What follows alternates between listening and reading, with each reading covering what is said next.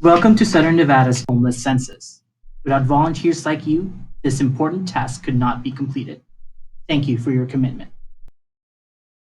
During today's training, we'll be reviewing the following topics: a brief overview of homelessness in Southern Nevada, tips to prepare for the day of the count and survey, how to conduct the count using a mobile application, and safety tips for the day of the count. Behind the glittering signs of the Las Vegas Strip and under the streets of Las Vegas Boulevard, there are more than 5,000 individuals experiencing homelessness on any given day in Southern Nevada. There are also more than 100 service providers, including government entities, nonprofit organizations, faith-based groups, and corporate partners that are working together to provide homeless prevention and assistance programs to bring an end to homelessness in our community. Collectively, this group is known as Help, Hope, Home, or the Southern Nevada Homelessness Continuum of Care. The most frequently cited cause of homelessness is the widening gap between income and the cost of housing. Other factors, such as mental illness, chronic health conditions, substance use, and the debilitating effects of trauma, also contribute to homelessness that affects families, children, couples, youth, and individuals of all ages. We can report on these details because of our homeless census. What is a homeless census? The homeless census is a count and survey of sheltered and unsheltered homeless persons on a single date in January. All three COCs in Nevada, including Northern Nevada, Rural Nevada, and our own Southern Nevada, conduct the census on the same night. Each census is planned, coordinated, and carried out locally and includes reporting on the number of individuals who are in emergency shelters, transitional housing, and are living unsheltered. The census serves several purposes. One purpose is to provide accurate data for service providers so we can improve our local homeless system of care. Another purpose is to meet Department of Housing and Urban Development requirements and remain eligible for federal funds. Finally, the census allows us to understand changes in trends among homeless populations and plan for future services geared to their needs. Thank you. Your efforts will ensure we have an accurate count for our community. Let's talk about who will be counted and surveyed during the census. For the purposes of the homeless census, we have used HUD's definition to determine who is considered homeless. An individual experiencing homelessness is someone who lacks a fixed, regular, and adequate nighttime residence and has a primary nighttime residence that is a public or private place not designed for or ordinarily used as a regular sleeping accommodation for human beings. A person experiencing unsheltered homelessness resides in a place not meant for human habitation, such as cars, parks, sidewalks, abandoned buildings, or on the streets. How can you tell if somebody's homeless? Typically, you may see a pile of thin, ragged blankets, a tarp covering a shopping cart, or overly worn shoes. You might see this along walking and bike trails, under bridges, or in parking lots. A parked car with the windows frosted up on the inside is another sign of homelessness. It could be someone who is sleeping in a public place or walking with no destination. Individuals experiencing homelessness spend a lot of time walking on foot, so they may have untreated or visible injuries such as a limp, a strained leg, or a cast. What about young people experiencing homelessness? Do we look for the same signs? To identify a young person experiencing homelessness, look for youth who seem out of the ordinary, such as youth who avoid eye contact and seem standoffish. Youth may present as outlandish or over the top. Youth may appear older than their age or may be carrying around a full backpack with all of their belongings. Youth may try their best not to appear homeless and may be wearing name brand clothes, so be sure to look for young people who appear dressed beyond their means with manicures, expensive makeup, and so on.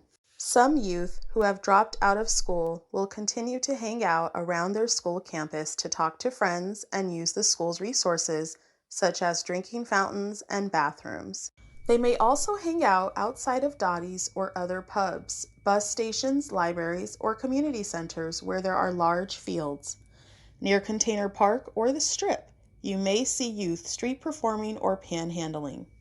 You may also find youth and individuals experiencing homelessness near or in fast food establishments and coffee shops that provide Wi-Fi or respite from the weather.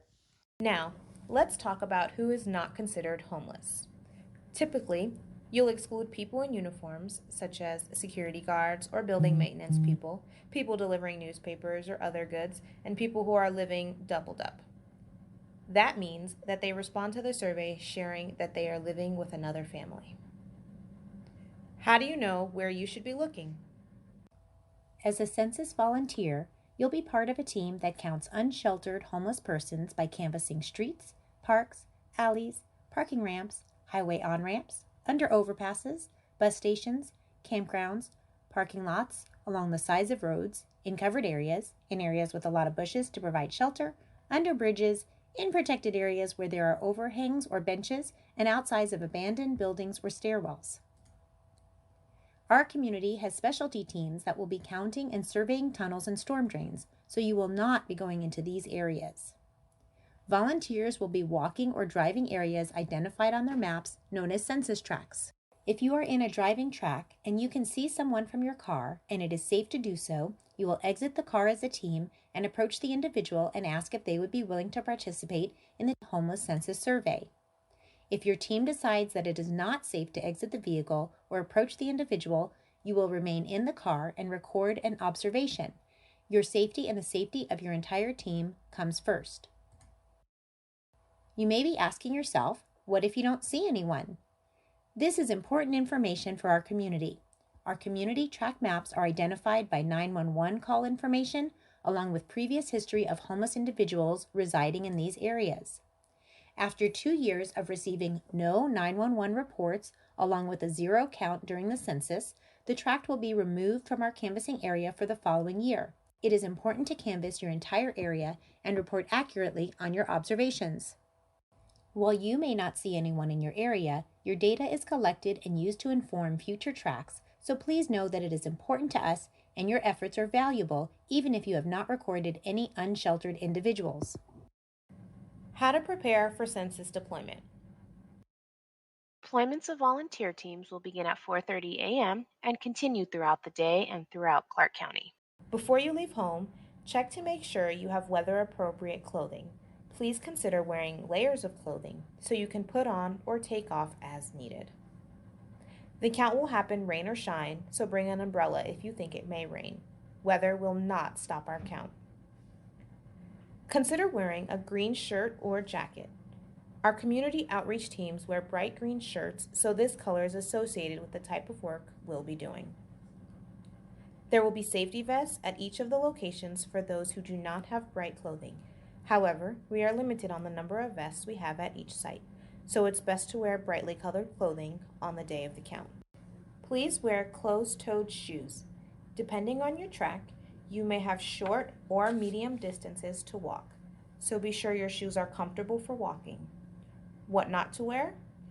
Please don't wear revealing clothing, clothing that promotes a commercial product such as food or alcohol, clothing that promotes a particular cause such as political, religious, 12-step programs. These are just to name a few. If you have a car and are willing to canvass driving tracks, be sure you have plenty of fuel and fill up the tank before you get to your deployment site. Bring a fully charged cell phone and a charger if you have one. Our surveys will be conducted on a mobile app, so a fully charged battery is essential. Suggestion: have an emergency contact person programmed into your cell phone under the code ICE in case of emergency. For your shift, remember to bring your driver's license or ID or medication in case your shifts last longer than expected. Glasses, sunglasses, reading glasses, AAA card, or similar number for roadside assistance. Flashlights will be provided for those canvassing early or late in the day. However, feel free to bring your own as a backup. Please do not bring any illicit or illegal items and do not bring valuables. To learn more about what to expect on the day of the homeless census, please proceed to Part 2 of the training videos.